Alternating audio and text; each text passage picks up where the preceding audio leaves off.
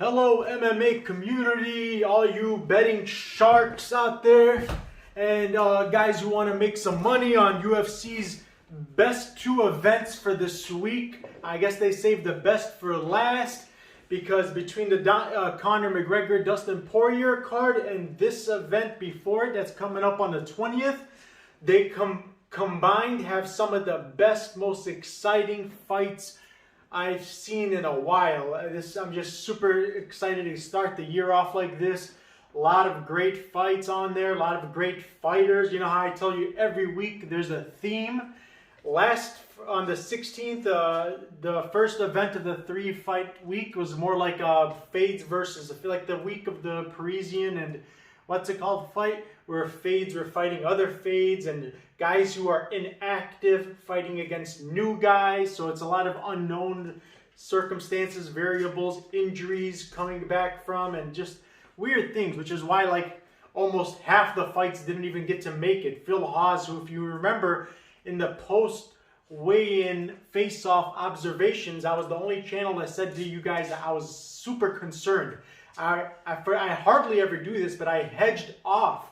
I told you guys don't pick him. Stay off. I made a post before I even made the video. This is one of the perks of being on the Patreon, which there's many. This was a great week to remind you guys of why that fee, that $10 or whatever tier you're on, is worth it. Let me, for example, just look back in my comment section. Let's finish off what I was saying actually. The Haws fight, I told you there was something wrong with him. I observed, I made a post the minute it happened. It was like 6 a.m. Chicago time, Central time.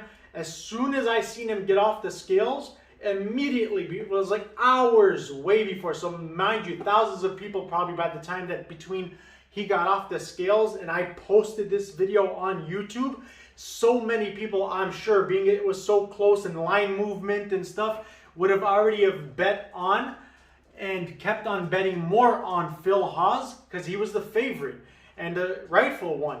But I told you I have observed not just one, not just two, about 3 or 4 signs. You can go back and see the video if you don't remember them, of why I was incapable of betting on him. He showed too many signs. Let me remind you, I'm a fighter, I'm a trainer. I've seen millions of weight cuts. I've been a part of weight cuts. I know the side effects of them and the signs that you look for. So it's one of my specialties. The things that make me the most accurate out of everybody else is because of the signs and the signals I pick up on from in the video. I noticed he was shaky. I said that his hands were shaking, his lackluster energy, his inability to be focused and follow instructions, quick to chug water, his lazy eyes. It was just like way too many signs. It wasn't just 1 or 2 or 3. It was just too many. I'm not even done. I can keep going, by the way.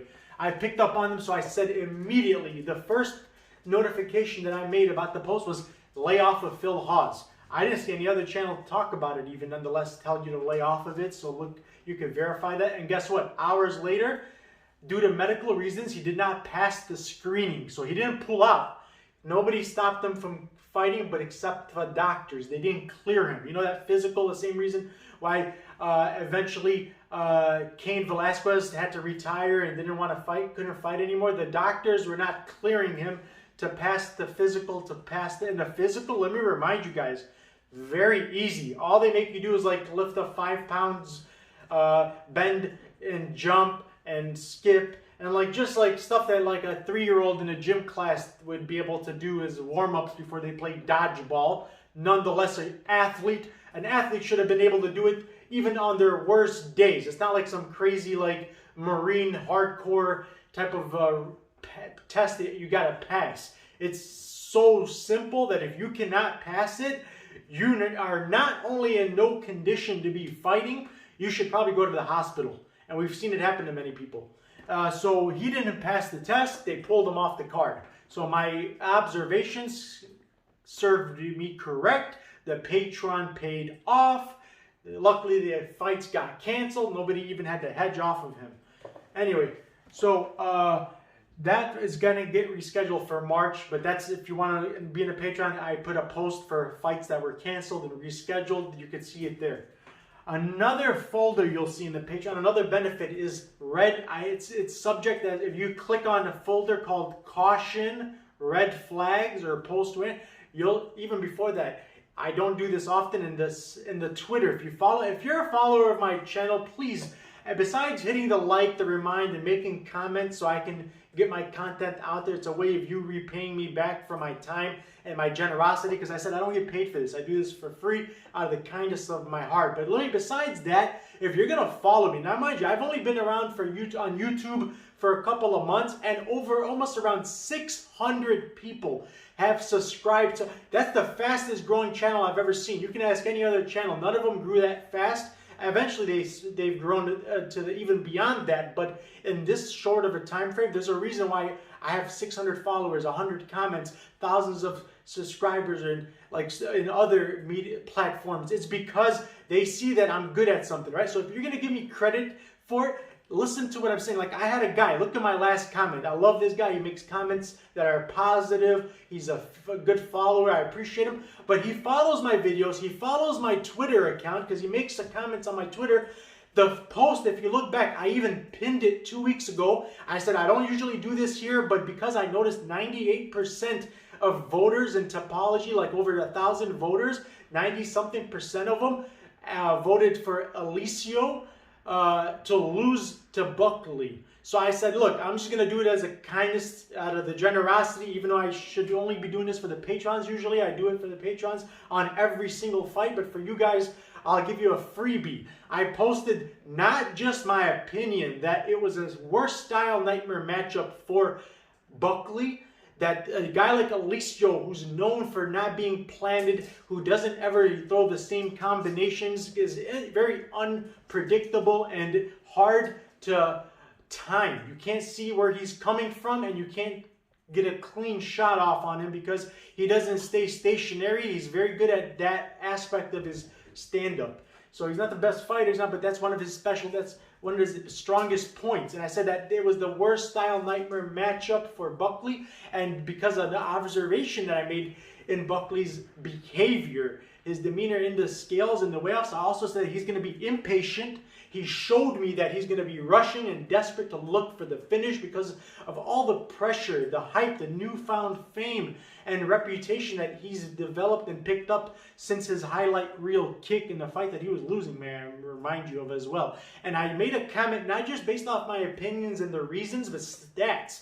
The guy hadn't had a win by decision besides knockout losses and knockout wins, which tells you that the under should have probably cashed, by the way, if you paid attention to that. But also because I mentioned to you, he hasn't had a win in the scorecards. He hasn't won a decision in several years. And it was the last time it happened years ago was against a guy who's not even ever been in the UFC. It was outside the UFC. A guy who was 9-4, very low level, and he went to a split decision. It wasn't even a clear, unanimous, impressive decision win.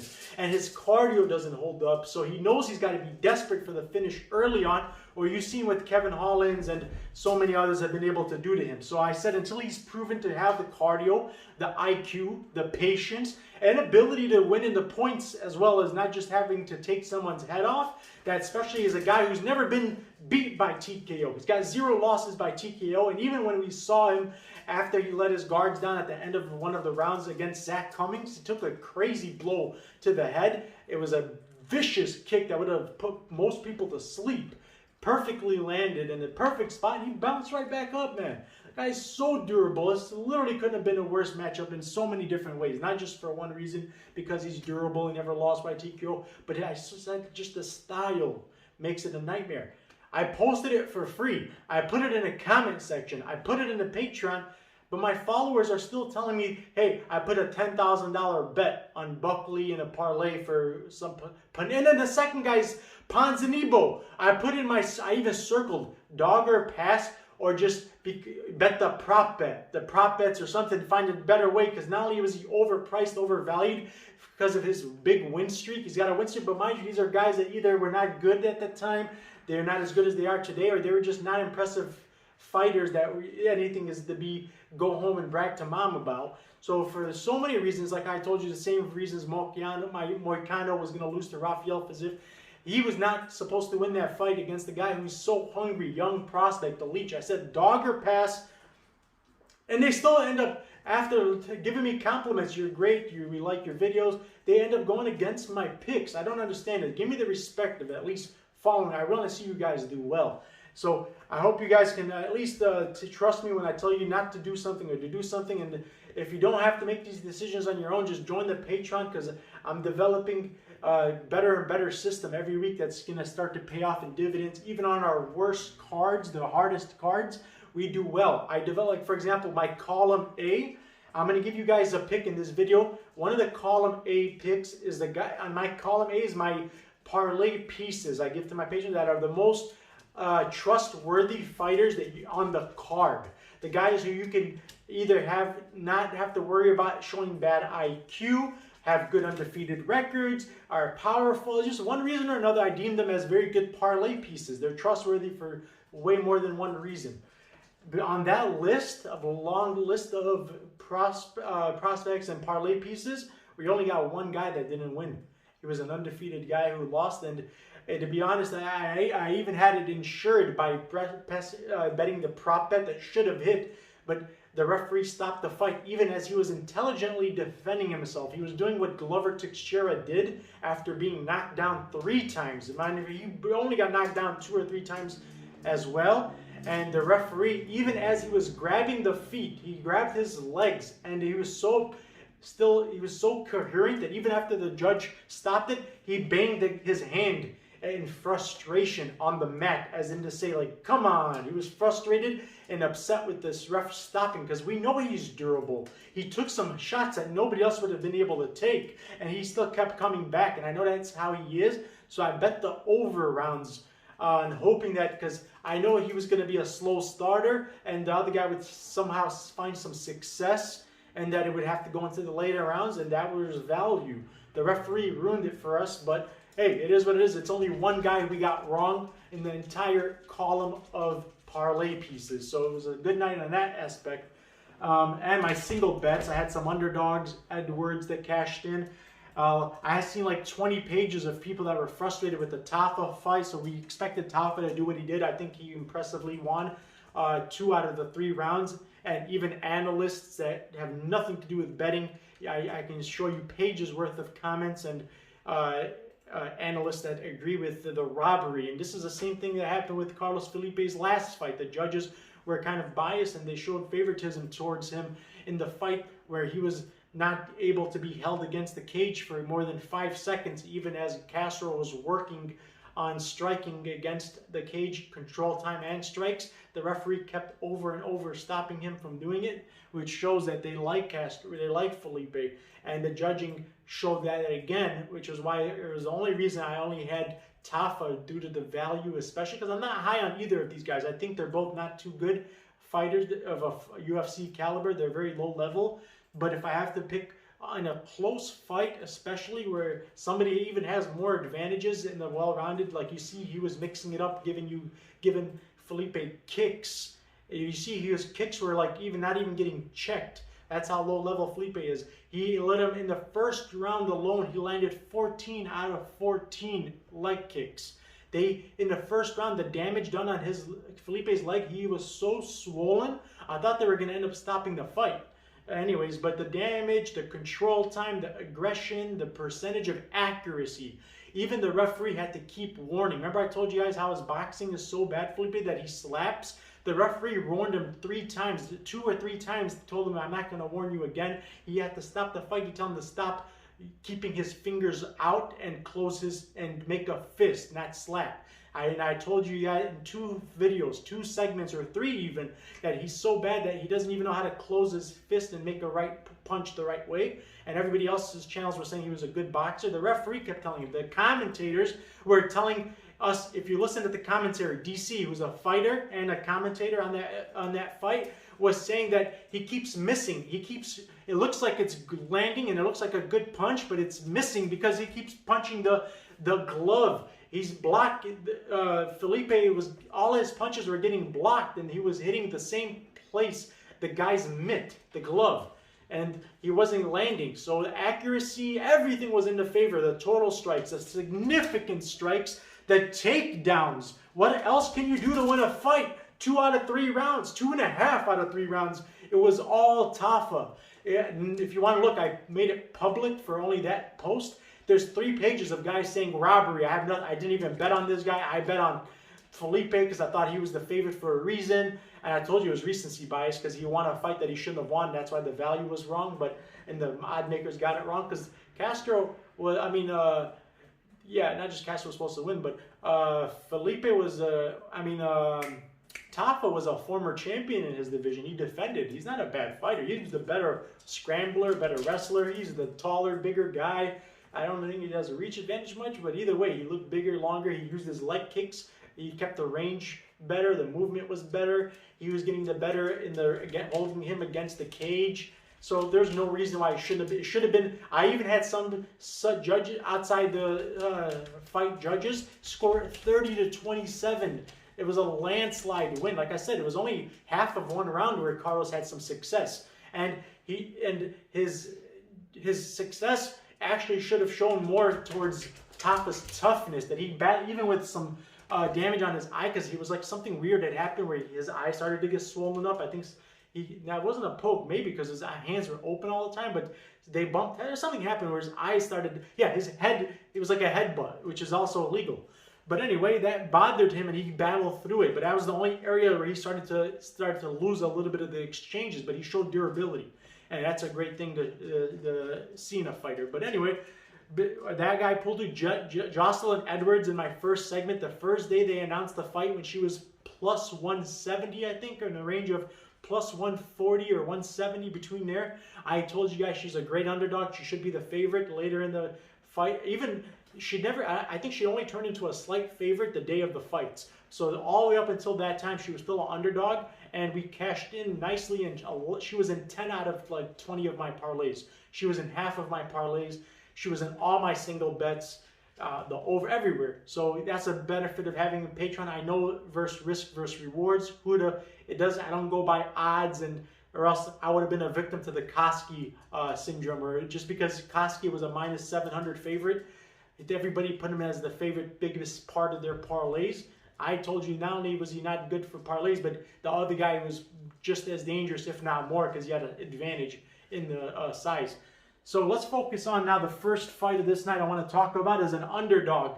This guy's from Iraq. Let me tell you something. Remember I told you you got to learn a person's styles. You got to learn a person's personality, their traits, where they come from, because it translates into the ring sometimes. He's born in Iraq. He was in a gang. Not only in a gang, but in a gang in a place that's very populated with, and the atmosphere is very bad. It's like they're all, since the beginning of time, Iraq has been a place that's always had wars and killings and just chaos. Even their own president was a murderer who had to, the United States had to kill him. And pretty much they put him in the death squad. They ended up hanging him. He was such a bad man. He used to kill his own people for no reason. That's how violent that country was. So violent, so bad. It's like the worst than the South Side. That's why Chicago, they nicknamed Chicago Chirac. And it's like it's like what part of Brazil is the worst part of Brazil that you always told me it was a real bad area? There are too many to tell. The worst. Where you were from? Where I'm from? Which area do you know is the worst? Like you were telling, I think Paulo, or what was it, or Rio de Janeiro? Like Rio is bad Imagine. nowadays, but it's not. I mean, it's not the worst. There are worse parts, but it's really bad. In the worst parts of Brazil, Iraq will make it look like a suburb you can raise a family in. Okay, that's how bad Iraq is. Chirac is not even as bad as Iraq. Iraq is the real Chirac. That place is just kids killing people, gangs. Right? They're cold. I'm half Iraqi, so I can vouch for it. My father's born in Tikrit, the same place. It's a very small village, very small population. The Christians, they're so bad that my family had to evade genocide. Their own people, just because of religion, because I have a Jesus piece. I got a big tattoo of the of this Lord and Savior, our Lord and Savior Jesus Christ. So although we're from Iraq, it's a Muslim-based, majority Muslim nationality or religion. They still have new Christians. They try to kill them off. My ancestors, my great had to be murdered for not converting to Muslims. It's a real, the president used to, if you look into documentaries, the president used to murder people just to set examples out of them, just to say, look, even though that they did, it came out later on, the people in his committee or that worked for him, they told stories about how guys just by random, like a lottery, hey, you know what? We don't like this guy, so for some reason, we're going to pick him today. A father of children and a husband and a brother and a son, they randomly pick him and kill him just to say that they'll lie and say this guy spoke bad about the president. If the way we have the luxury of freedom of speech, where you can go to the president and say it in his face, I hate you, you're a loser, I hope you don't win the next term, right? It's a freedom of speech nation, most of the countries. That would have got you killed in Iraq. You would have been hung and made an example of it, and maybe even your family. They were very vicious people being run by very vicious dictators. So he grew up in that era. He grew up in that atmosphere. This guy's super durable. If you see it in recently, like I tell you, the same thing that happened to Max Holloway, the same thing we've seen happen to so many fighters when they come off of a loss. The Barcelos, everybody that comes off of a loss, if they're serious, if their livelihood, their legacy, their reputation matters to them and they want to be better, look at what Condit's doing now. Look what the Glover's, the resurgent, and Alistair Overeem, the Jan Blachowicz, after his loss, he became champion. Glover's a #1 contender because of that. Anthony Smith, impressive victory because of his loss. He came for losses do more than wins do sometimes. So that's why I'm gonna be very happy to bet on Amir Alabazi, who's got all 13 or 12 or 13 out of 14. Only one of his wins was not by finish. This guy is super, and they're in a variation. He's got all different triangles, Kimuras. He's just so high level that even a guy like Malcolm Gordon, who sucks on the feet, he's not a good all-around fighter, but on the ground, he's a black belt, high-level black belt, who got lots of submissions under his belt. It took him just seconds in the first round, right before the round was over. He got him submitted on the ground. That's his only submission loss. He's been beat many different ways, but Malcolm Gordon is a high-level credentialed, a real, actual black belt who was dangerous on the ground. In the first round, got submitted by him, and that's still, until this present date, only submission loss. This guy's also got some super strong power, man. I mean, us Iraqis, if we don't have nothing else, we're strong and freakish strength. It doesn't make sense. When I was 18, 19 years old, 150 pounds wet, I'd be no more than like 150 pounds. I was bench pressing 225 pounds 20 times. 25 times was my max. 26 times was my max, the most I ever did. But 220 something pounds, I don't even think that's scientifically explainable. And that was when I was 18 years old. I didn't even have man strength yet. So Iraqis, this guy's a man, full-grown man. He works out every day. His physique right now has looked better than ever. Since that loss, he's put so much dedication and time into. After that, he's only had first-round victories, finishes, right? The other guy he's fighting against, he's a great fighter. I don't even want to try to pronounce his name. Hey, name lady. Yes. Zagla Sagalagulov. Help me out here. I can't. You're fired. Take your stuff, take the dog, take the posters, everything, and out.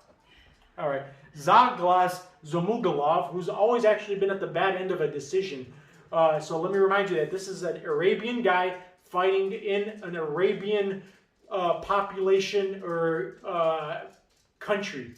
So the judges are going to probably be biased. Also, let me remind you, there's a reason why he's on the fight week of the Conor McGregors and on the fight card of Conor McGregor, if I'm not mistaken, because, yeah, he's on that fight card because they like him. UFC is really behind this guy. He's only got one loss on his record. He's got a good record, almost undefeated, as opposed to his opponent who's got 4 losses, and one of them being in a fight that I think he should have won. But a similar situation, the decisions that were biased, and he's not a guy who you're going to be behind. Keep that in mind. So as a favorite especially, and a guy who doesn't have as many finishes or impressive performances, who's also, here's the biggest important factor, the strength discrepancy.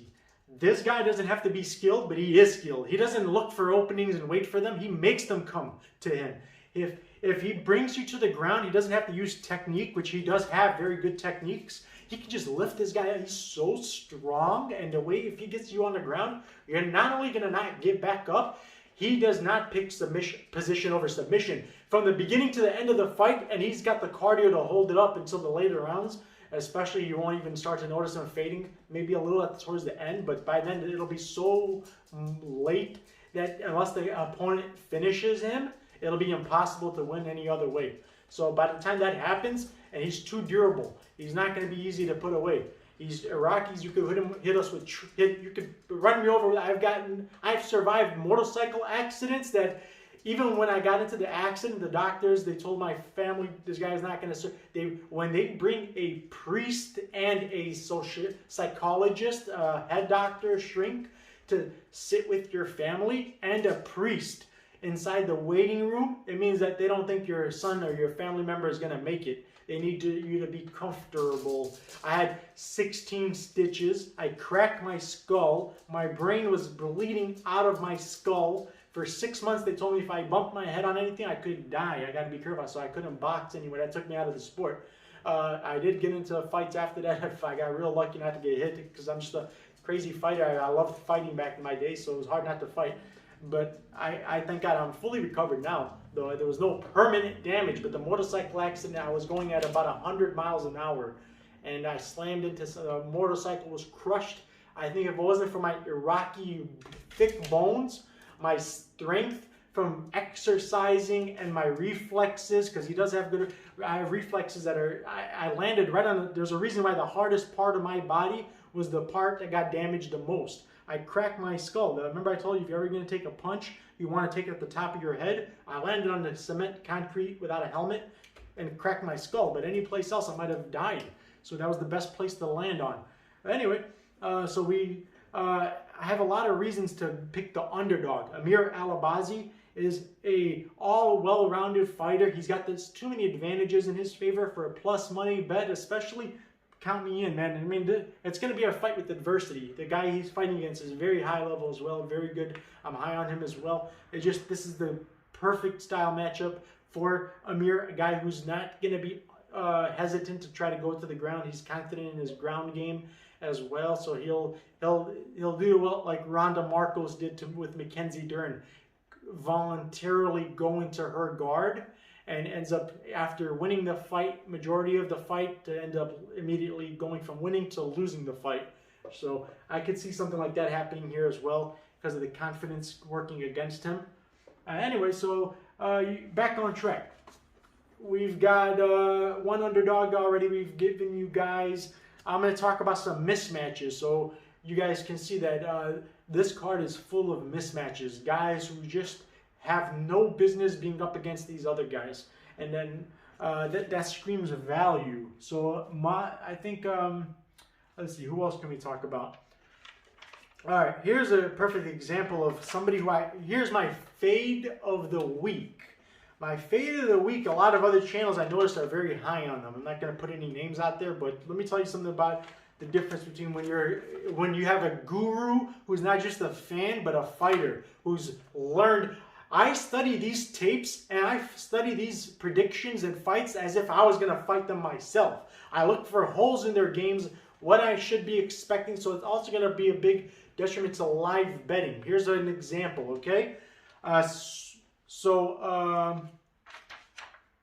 talk about, which fight was I going to mention first? Sorry, 1 second. All right, Umar Nurmagomedov. I'm assuming maybe related to the Nurmagomedov family. So Umar is a guy who I am very high on. This guy's got an undefeated, impressive record.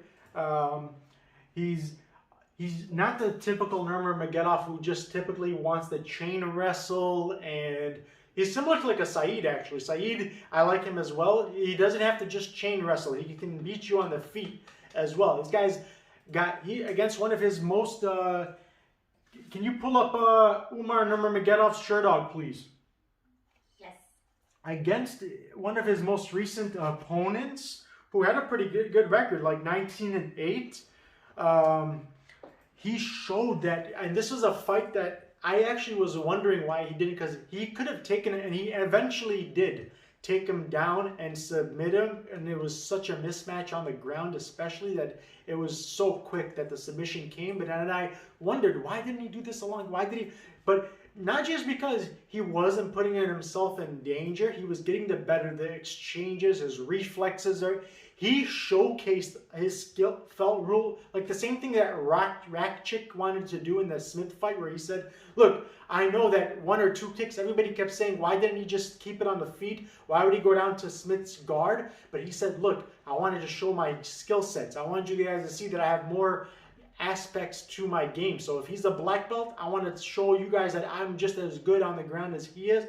And he ended up going into dominating the guy all like 2 or 3 rounds on the floor. And that was even more impressive than having to get a one punch knockout or doing what we already knew he was able to do. Well, Umar, knowing that this is one of the most last 1 or 2 fights before he entered into the UFC doors. So he wanted to get into the UFC and not be known as like a Ben Askren. This is, he didn't say this.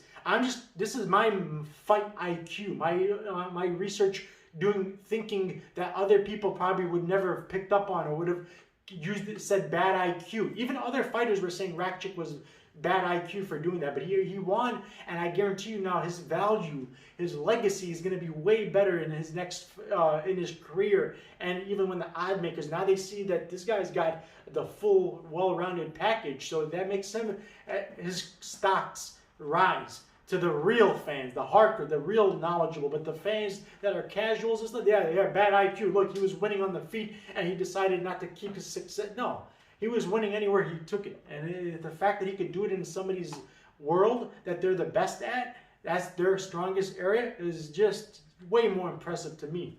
Anyway, so he did that. I got the shirt though. All right, so Umar's most recent win before the UFC, before going into the UFC.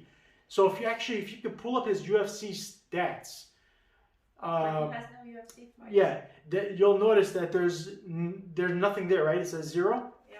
Because the most recent wins, he had to perform in a way that was not going to be the same way you'll see him in UFC, because he had to show the UFC that he's worthy of being there. He's not a Ben Askren who's a one-trick pony who looked like a world beater in his older organizations. So was going to come here and be a dud, or was going to be a bluff. So there's a lot to explain about this, okay? And this is why I want to tell you, sometimes the marketing machine gets behind people not by choice. Perfect example of it is Buckley. He did something that made them want to get behind him because of what he did in one fight. He's not that guy.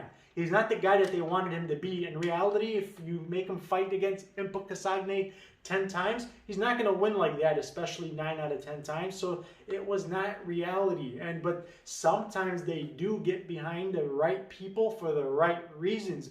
And they have enough talented fighters where they don't have to pull the wool over our eyes. And if they're going to invest and use the marketing machine and do robberies and change statistics, like for Khamzat, who's worthy of having the machine behind him because he's got the skills to back it up. Conor McGregor, he's got the skills to back it up. So for example, when that Yang Kim guy had beat Khamzat's record for the most strikes in a 3-round and/or ground strikes against the same opponent that Khamzat had, he landed more strikes and beat his record.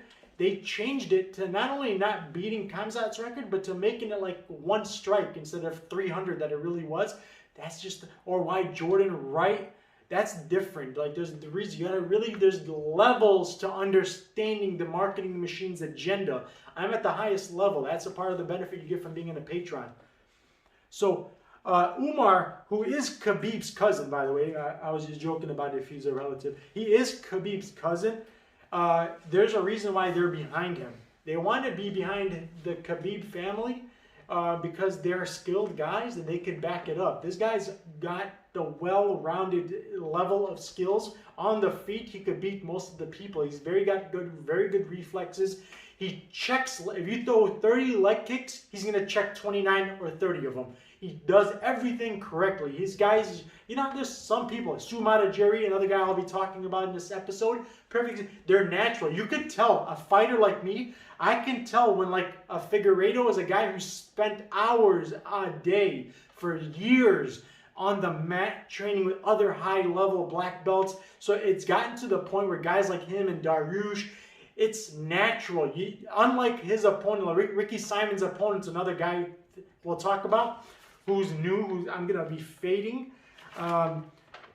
Gaetano, can you give me the names? Help me with that. Gaetano, it's Ricky Simon's opponent. Perillo, when he makes his decisions in the fight, you can tell. Gaetano, right? Say it again.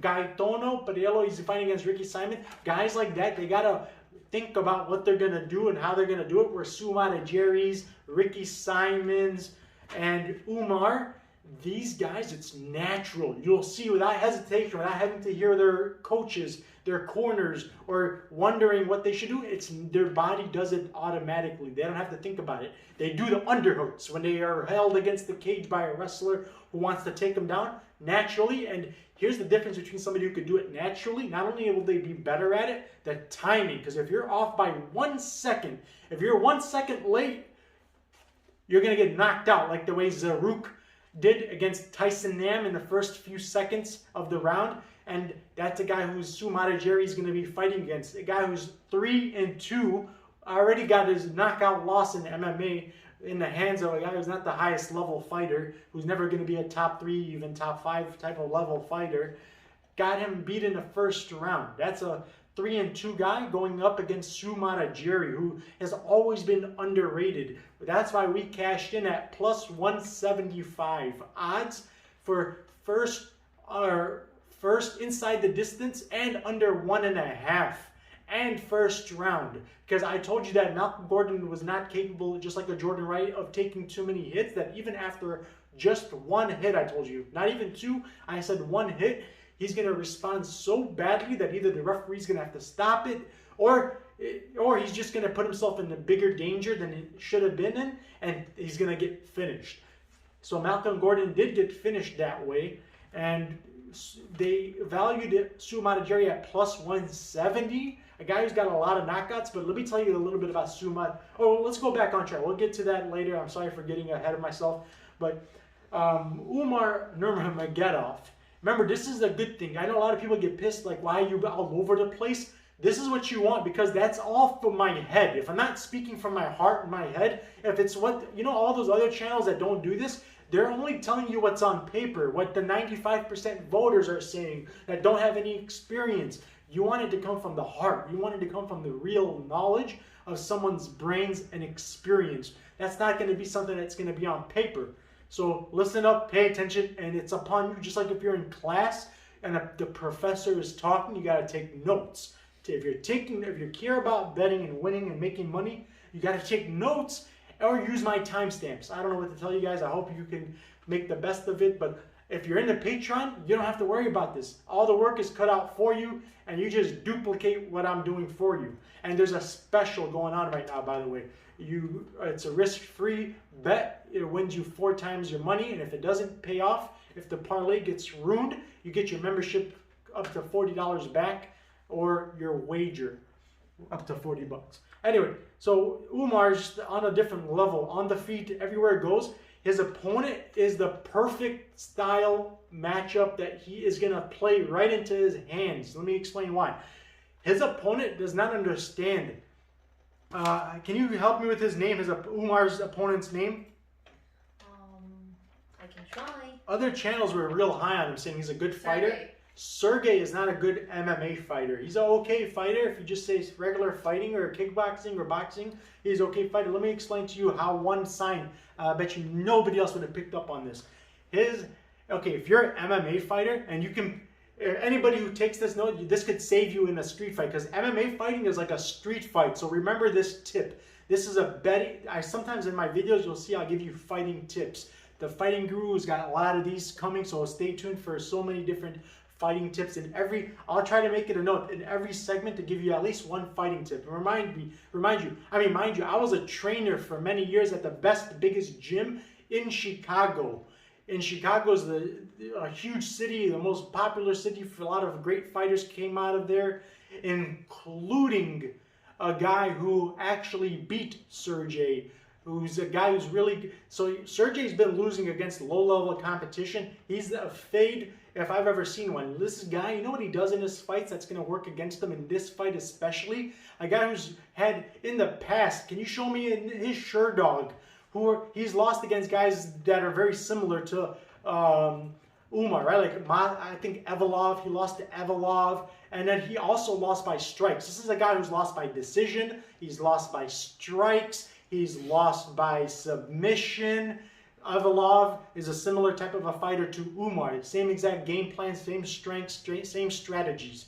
But Umar is actually more comfortable on the feet. This guy can beat him anywhere it goes. I'm sure Evolov could as well, actually. So they're both the same in that sense. And that's why they're both very high-level, undefeated prospects who belong in the UFC, who a lot of people compare to his cousin Khabib. Evolov has that type of a mystique and reputation, like a Khabib type of a figure who's undefeated, unstoppable, chain wrestler, takes you to the ground, and heavy top control, similar to a Khabib. And so is Umar, but Umar doesn't have to do that. Let me explain to you why this fight is perfect. In an MMA fight, it's different than in a boxing fight. I would tell my people, always keep your fists all the way up, covering all the exact place you got to do is right underneath your eyes. The opponent should not be able to see anything except for your eyeballs. If they see your nose, if they see your chin, you're not holding your fists right, and you cannot look like a chicken.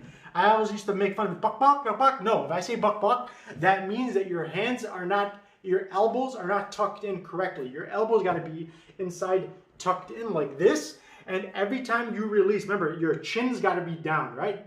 And then every time you release, you got to twist your thing. You got to bring it right back to where it was. You cannot leave it down. You cannot leave it up. That's boxing. But now we're going into MMA. That's his stance. He's done that stance in every fight. He doesn't understand. Look at what Dusko was doing, for example, in his fight. He understood that I'll explain to you why Dusko lost that fight. He should have won it if he did some stuff different, if he did what he's done in his past fights against Townsend, against other, what's that other guy's name that had like 14 knockouts out of, great. Can you pull up Dusko's recent wins?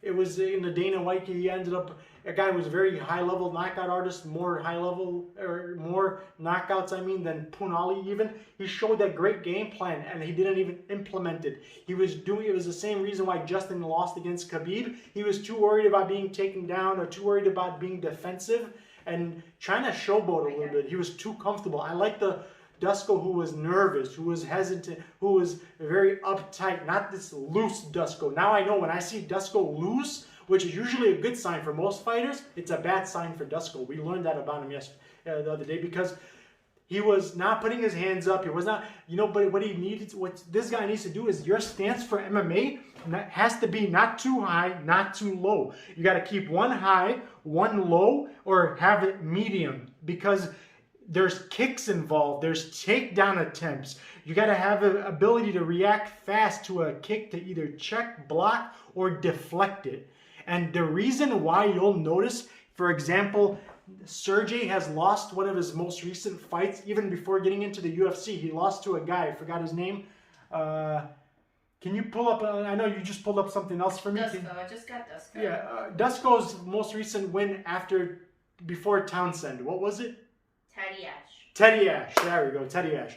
That is a guy who he implemented the perfect game plan. If he did that game plan and was not too comfortable and too relaxed and not giving the respect that he should have been given to his opponent, who he was having success against, who he was the better well-rounded fighter than, he just made the mistakes of not giving somebody enough credit. And the way I like to do is give somebody too much credit that makes you over-prepared and extra cautious. That's the best way. That's why even Mike Tyson's, they say, if you're not nervous, everybody should be nervous going into a fight. Everybody should be because that's what makes you cautious and careful. So he was the opposite. You've seen he was relying on head. He's not the most cat-like. He doesn't have cat-like reflexes. He's a guy who's durable, who can take punches, but he's not known for being able to get out of the way of them. And against a guy who's just capable of beating you in one way only by giving you a knock. And it was the referees that stopped it.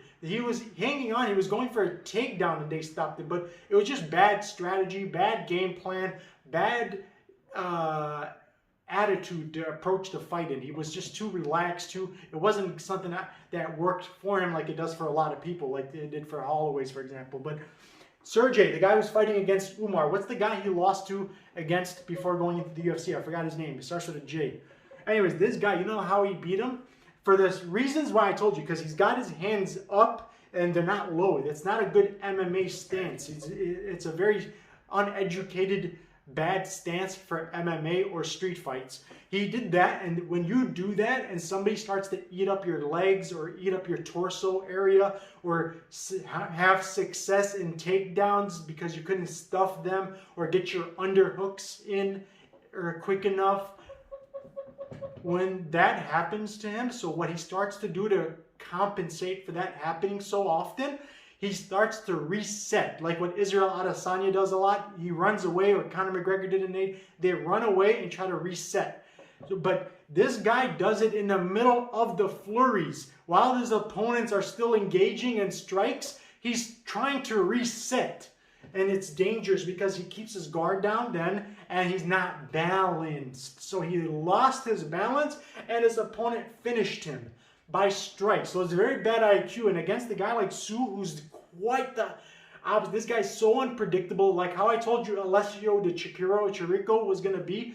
He's going to be so hard to find out where he is to land a clean shot, but also even worse, he's going to be so hard to predict where he's throwing his strikes from that if you're impatient and desperate to try to get in and close the distance on him, you're going to pay for it. And that's what Buckley did. And that's why I made the posts about how it was a bad nightmare and how whatever it is. So the same way, Su Mudaerji is even better in a sense because Alessio's not that good at it as much as Su is on a different level. What I'm going to start to do is I'm going to start grading MMA as like a art. MMA, I'm going to tell you, for example, if MMA was an art, Su Mudaerji is a black belt in MMA, but his opponent is like a blue belt. He's a blue belt for a lot of reasons, okay? And there's levels to MMA. This guy's not as well-rounded. He's not even the stuff that he's good. You know how there's some people, they're just not great at everything, but they're kind of good at everything, so it makes them well-rounded or just capable of being able to hang with the best of them wherever it goes. This guy is not only not great at anything, he's not good at anything. He's kind of like bad at everything. He's just not a good MMA fighter. Zaruk and also the guy going against Umar. So that's a comparison I can make with both of them. They're both blue belts in MMA, hence the record. And that's why also, hence that Su Mudaerji has a absorption rate of only 2 and a significant landing weight of about 6 almost, 5.5 landing and only 2 absorbing. That's great. So this is a guy who doesn't have to headhunt. So due to recency bias, because he faced a guy like Malcolm Gordon, who literally had such a late reaction, it's so funny. Go back and watch the fight. It wasn't a crazy... He made Su Mudaerji look like a world beater, a KO artist, one-punch knockout Mike Tyson type of a power knockout artist, but he's not. It was such a late reaction to falling down from a strike that didn't even land right, that the referee didn't even stop the fight until he had to play dead. He didn't just play, he lay down and just played dead. It was such an embarrassing moment that the referee probably just had decided to do him a favor and call the fight. And because of that, on paper, looking like an impressive first round, 30-40 second knockout, and also because Zaruk coming off a knockout from a guy who's like huge for the day, got power, and he throws down the middle straight pipes, Tyson Nam, beating Zaruk in the first 30 seconds. Between those two factors, they lined it at a very, very juicy... Can you pull up the odds website and tell me what the under 1.5 prop bet is? Or the first round prop bet for or the over, I should ask, actually. So due to recency, because the guy Umar Nurmagomedov is quite the opposite. He wasn't looking for he's not headhunting. The guy absorbs 5-2. Yeah, although he does got a lot of knockouts on there, which is very deceiving. This is like another one of those sneaky props. If you look at my comment section in the last video, I told you guys if we reach 50 likes, I'll give you a sneaky prop that nobody else would ever figure would come to true, because all the signs point at the opposite thing happening. My prop, look, go back there. There's a timestamp and I pinned it. The sneaky prop bet that I predicted cashed in at 3-1 underdog odds. It started, opened up at like a plus 250 and became a plus 300 about. Carlos Condit by decision as a perfect example of a sneaky prop. A sneaky prop is an exact way that this is a guy who's got a lot of knockouts, a guy who's coming off a first round knockout win with an opponent who's lost in the first round recently, makes it look like it's going to be a quick finish. Umar Nurmagomedov's game plan is similar to like a Peter Yan's, who finishes people in the later rounds because he has a strategy. He knows not only does he got the durability and the reflexes to go and win in the scorecards and get out of a fight unscathed, he trusts in his abilities and his durability so that he can do a tactic. This is one of his tactics, his game plans. By being unpredictable, by being sneaky, he masks his power punches. He goes from not throwing one power punch in the entire first round, just tip-tap, jab, kick, dab, jab, maybe a mediocre type of a, but it's a false sense. Peter Yan, who's a champion as well, does this a lot. He misses, or he just makes you feel like he's just going to keep doing the same jab. Teddy Atlas has a name for this. It's a famous boxing thing. And it's a false sense of security. And he calls it snake something. It's snake charmer. Where you just kind of, you hypnotize your opponent to feeling like he knows what's going to start to happen. And then all of a sudden he goes with some crazy out of the nowhere, super precise in it because he's already studied your movement. He knows where you're going to keep going after you're seeing the same tip-tap, jab, or whatever it is. He knows he can time it now better as well. So it's a small strike. He doesn't need to get desperate. He's not a Francis Ngannou who sloppily goes and engages and tries to knock you out. He doesn't have to do that because you see if he tries to get into a technical battle, what Stipe did to Francis. He exposed him for not being a technical fighter. So this guy is a technical fighter. He doesn't need to headhunt. He's not huge like a Tyson Nam. He doesn't have sick power. He's got decent power, but it doesn't come in a one-punch knockout. He's an accumulation type of a guy, or just he has to go with precision more importantly. So for that reason, and against the guy who's got a very high-level kickboxing record, and especially if you factor in, he's fought against a lot of high-level strikers. So he's not as undurable as you would imagine. This guy's kickboxing record is not that bad. His MMA record is bad, but as a kickboxer, he's the type of guy he could be very dangerous. So Sue is going to know if he does any studying. He's a guy who has good IQ in the ring. So I would imagine he's got good IQ out the ring. So he studies. If he knows where the dangerous areas would lie in, he would not try to headhunt or be foolish enough to try to get an early finish. So the over 1.5, we got to take advantage of it being set at 1.5 due to recency bias, is probably going to be at, what is it? Minus 105. Pick'em's money, minus 105. That's pretty much underdog value. You're getting it at double. You put 100, you win 200 back. You cash out for double your money. That's good value, guys. 1.5 is not that long, man. Over 1.5. Right? Over 1.5, yeah. Okay. Right? Yeah. That's great value, guys. That's huge. It should be if they knew what I knew, if the bookies and the lines probably going to start to move in the other direction. So you can probably wait. It'll eventually, closer to the fight, become plus money, big plus money. So you'll get triple your money up to probably. All right, guys. I do this for every fight, okay? If there's 14 fights, I get you the sneaky props on all 14. That's what I'm telling you. Just one of these props, one of these underdogs will pay your membership. Join the Patreon. You'll see that my accuracy alone is worth, if you just do single bets, you don't even have to do a parlay, you'll triple your money just based off my accuracy. You don't have to take my word on it. Just go look at my track record, look at my videos. I've never been more wrong than right, and I even found you a plus a minus 1,800 favorite, Shevchenko, the biggest favorite of the year. I found you a way to make plus 300, plus 270 on her. Almost 3-1 on the biggest favorite of the year. I found you, and I was guaranteed that it wasn't a risky one. It was a very safe bet. It made it even more safe, actually, than betting the minus 1,800, because either winner, it could have cashed in for us. And it did. So follow me also on the Twitter account, because I do give every now and then, like example, I gave you guys a notice about the Buckley. I gave you guys a notice about Leach. I told you that due to outside circumstances and inactivity and surgeries and concussions, that a guy like the Leach, if you look at my timestamps in my older videos and learn about the Leach, who I spoke highly about, I said is very durable. He's a guy who, in the first round, I've seen him pop his head out of the submission that most people would have just not even bothered to try to get out of them. They would have tapped out. He got out of them and won the fight.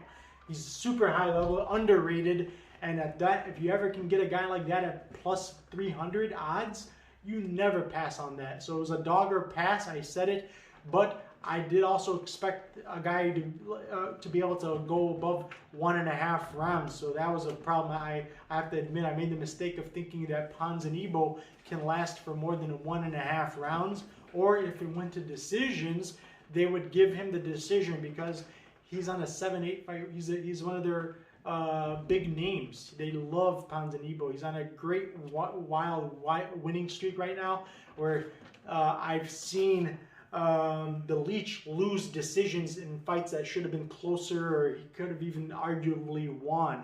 So other than that reason, but again, it wasn't a fight that, if you just go with my posts, you'll know it's not a parlay piece that's worthy of being in a lot of your parlay. You could take it into maybe 3 or 4 if you're making a lot of parlays and take some chances on it, but not a parlay piece. But at least he was one of my best underdog single bets. I circled him as an underdog, one of my greatest underdog. Him and Alessio was one of the better underdogs because of the value. And David Zawada, which showed me that he made some silly mistakes. I think it was more so, not so much the Zawada, because he did have the ability, but he made some silly mistakes, like throwing knees inside the clinch against the guy whose game plan is to take you to the ground. If it wasn't for that, he could have won the fight. It was a split decision. One judge even gave it to him. So it's silly mistakes. That's why IQ is real important in fights. And he didn't even do it once. He did it like 2 or 3 times. It cost him his position, control time, and striking. So imagine if he didn't do it three times, or just one less time, he could have won the fight. So when you're giving me plus 300, especially on I can't put minus 300 on a guy who's a fade. These are 2 fades fighting each other, a fade versus another fade. They're real bad guys, fighters, I mean. So another example is now the next time we see a guy like Felipe or a guy like Ramzan Emeev, their value is going to still keep going on higher and higher. They're not worth it. They're not that good of a fighter to be paying that much of a price tag on them. So they're most likely than not going to continue to be dog or pass fighters. All right, guys. Let's see what else we got. I think pretty much spoke about enough on this segment. I'm still doing a special. If you get my personal bet slips, they're very sophisticated. They work in columns, so you can select column A is the safest fighters that you can put the more money on. We only got 1 wrong out of all those 5, 6 people, 7, whatever it was. Only 1 of them lost. So you can imagine if you just went all in on all of those guys, how much money you could have made it being 5 out of 6 right. Or in my prop bets, my underdogs especially, because I didn't have underdogs in there. So 1 wrong is not a problem if you're winning 5 out of 6, and some of those 5 out of 6 are even underdogs or favorites that I found you underdog money by using the prop bets.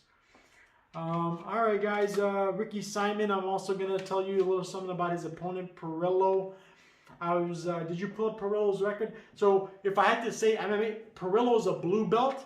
Ricky Simon is a guy who holds submission wins over guys like Merab, for example, who's the Merab Davali, whatever, how you ever say his name. The guy, he's a great fighter. He's the kind of guy who needs to who knows that he's not the greatest at anything, but he relies on an area that he compensates for his weaknesses. So like in this Casey Kenny fight, did you see how impressive Merab looked like?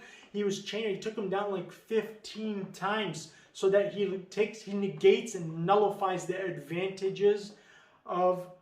That's what I wanted to see Dusko do. Dusko didn't give himself the advantage in the fight, which I thought he was, because he's always shown good IQ. He's never been a show-off. He's never been like low IQ type of a fighter. So Ricky Simon being like a guy who's got wins and a 16-3 record against, he used to be a former champion in one of his older organizations as well, with which he had fought against a really good high-level competition, older UFC veterans he's beat as well in his older organization. He's very impressive wins. His ground game is very underrated. He's super high level on the ground.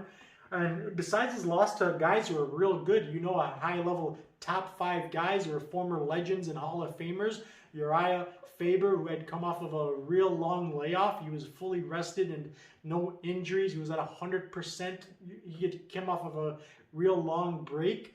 And because he had engaged and just being the hothead, confident fighter he is, he got into a crazy, heated, unnecessary battle in exchange with them and ended up paying for it against Uriah Faber. After that, he ended up losing to Rob Font. Rob Font's in the top 5 right now, so we've seen what he's capable of doing. And let me tell you though, at least against Rob Font, he landed 6 successful takedowns.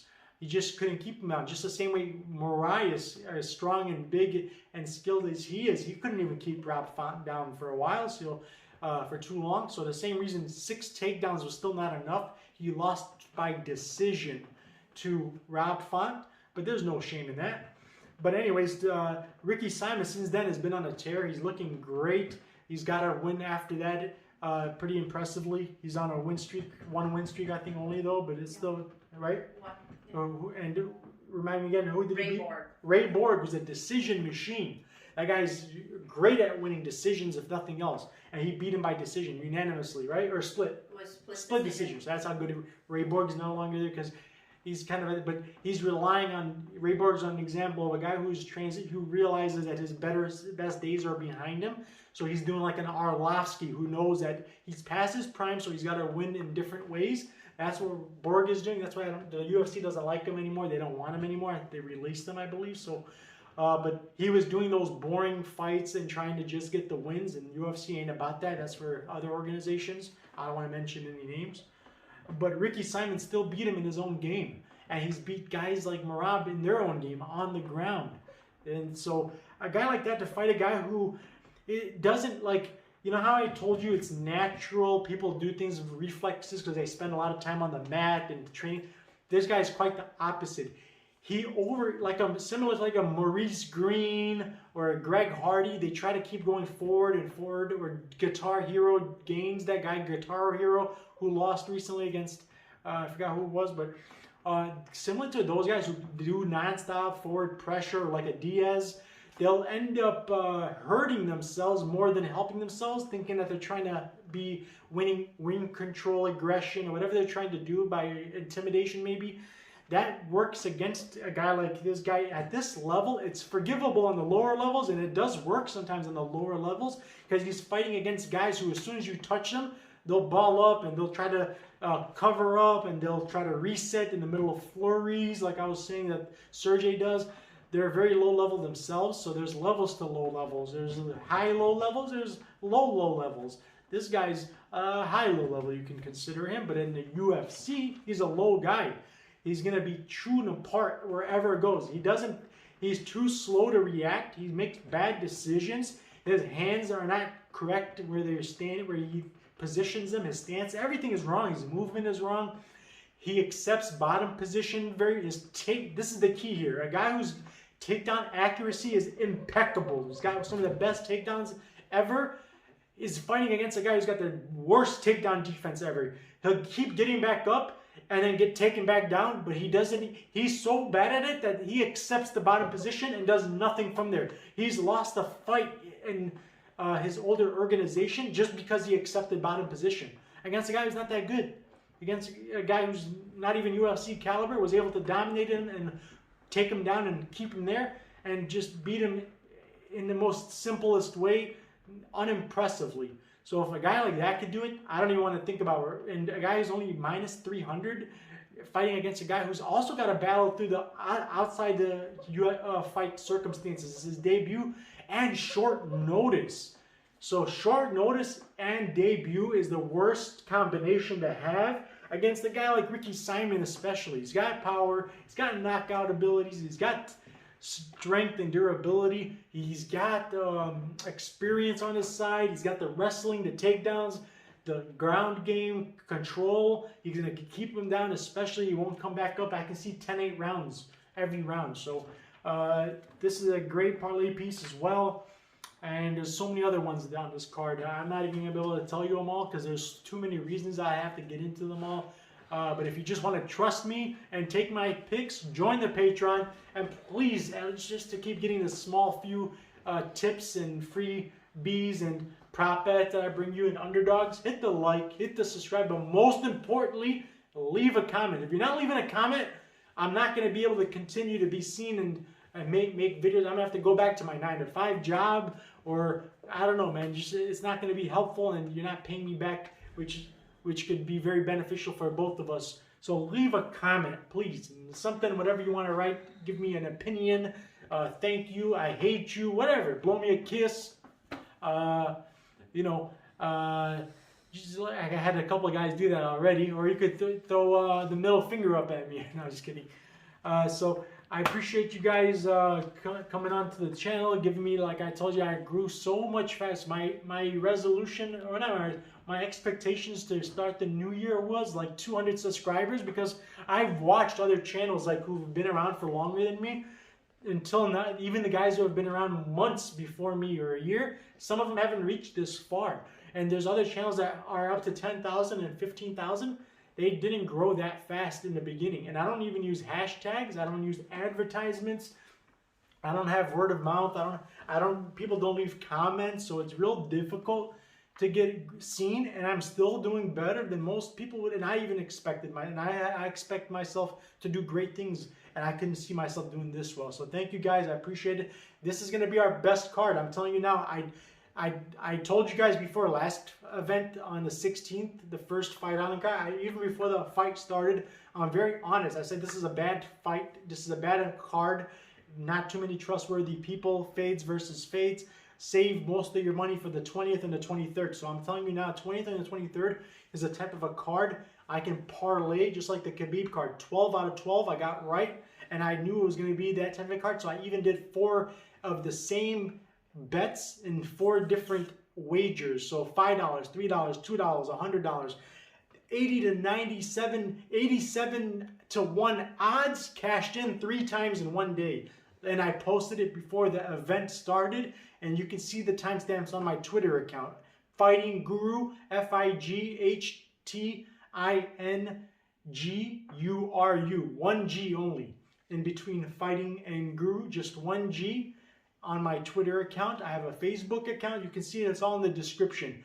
And please, if you have the ability to contribute into Patreon, I can keep continuing to be more accurate, give you more feedback, and there's going to be private segments coming to you in the Patreon, specifically just for the Patreon. Now that I'm doing it full-time, I couldn't do this before. Now that I'm able to do it full-time, thanks to the OGs in the Patreon, you're going to start to notice not just better accuracy and better quality, more private segments, more segments in the Patreon. Thank you, guys. I appreciate I'll do a recap just because I don't like to do this. You could do the timestamps. Sumata Jerry and the over 1.5 prop bet, which is going to be paying underdog money. Very sneaky prop bet. 13-4 against a guy who's only 3-2. Umar Nurmagomedov, another great parlay piece. Mismatch against the guy who's got very bad everything. I told you guys, not UFC caliber. My fade of the week against the guy who Sergey, his name is Sergey. So another guy we're going to fade is Sergey Morozov, who's not too, let's see, very slow, predictable. I already told you guys everything. Who else? Ricky Simon, another good fighter. I would parlay. Not as heavily, but still, I'll parlay him. Did we talk about any other fights? I'll tell you who we're going to talk about next. Some other parlay pieces. Munir Laziz, Masvar Evolov. A lot of good fighters. Amanda Reba. I'm going to give you guys breakdowns and predictions, but in the Patreon, guys. There's a lot of information to dive into, stuff that it takes pages. This little segment would be 5 hours long if I had to speak about everything that I post in the Patreon. It's worth it. Join. You'll enjoy it. There's also MMA entertainment news. My list of top 10 best knockout stuff that keeps you entertained while you're on your breaks at work or you're bored. You want to do stuff. There's entertainment, breaking news, outside UFC sports, outside MMA sports. I'm still betting at 100% on my basketball and hockey picks. I give basketball, hockey, and football picks. Till this day, I've never got one wrong because I'm very selective. I only add them when they're necessary, and I've never got one. And I do like almost 2 a day now, and I still have never got one wrong yet. A lot of value to be made, guys. Thank you for your time. See you on the next video. Hope you make some money.